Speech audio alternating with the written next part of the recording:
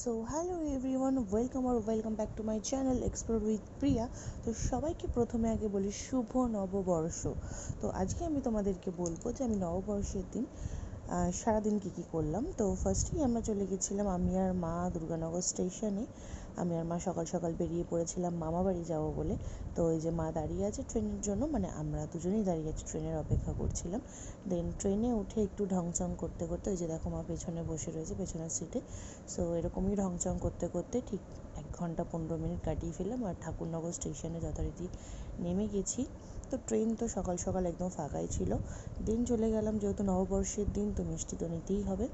তো আমি আর মা চলে গেছিলাম মিষ্টির দোকানে মিষ্টি নিতে। আর মিষ্টির দোকানে দেখো নববর্ষের দিন কত ভিড়। তো আমরা মোটামুটি 15-20 মিনিট দোকানে দাঁড়িয়েছিলাম। দেন এই যে মিষ্টি নেওয়া হয়ে গেছে আর আমরা উঠতে পড়বো টোটোতে। সো টোটোতে উঠেও গেছি। দেন এখন টোটো করে যাচ্ছি মামাবাড়ির দিকে। তো একটু পরেই, যেহেতু বেশি লাগে না যেতে, বেশিক্ষণ টাইম লাগে না, বাট স্টিল হেঁটে যাব, তাই টোটোতে উঠে গেছি। অ্যান্ড ফাইনালি আমি চলে এসেছি দিদাবাড়িতে।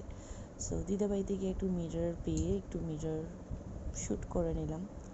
তো যাই হোক, তারপর চেঞ্জ করে নিয়ে খাওয়া দাওয়ার পার্টে যাওয়া যাক। দিন সকালবেলা আমরা ব্রেকফাস্ট করলাম আলু সেদ্ধ ভাত ডিম সেদ্ধ, যেটা হচ্ছে আমার খুব ফেভারিট একটা খাবার। দেন ওই দিন রান্নার ডিপার্টমেন্ট নিয়েছিলাম আমি, যে আমি পোলাও করব, চিকেন করব প্লাস মাটন করব। তো এখানে দেখো আলু ভাজা বসিয়ে দিয়েছি আর পোলাও বসিয়ে দিয়েছি। দেন এগুলো করে গুছিয়ে গাছিয়ে নিয়ে দেখো আমি পুরো একদম চারিদিকে ছড়িয়ে ছিটিয়ে নিয়েছি। আর এদিকে মাটনটাও দেখো কি সুন্দর করে নিয়েছি। আমি খুব একটা বেশি রিচ করিনি, কারণ খুবই গরম ছিল, তাই খুব একটা বেশি রিচ করিনি। তো এইভাবেই আজকে আমাদের নববর্ষটা কাটালো। ভালো লাগলে লাইক সাবস্ক্রাইব করে দিও। টাটা।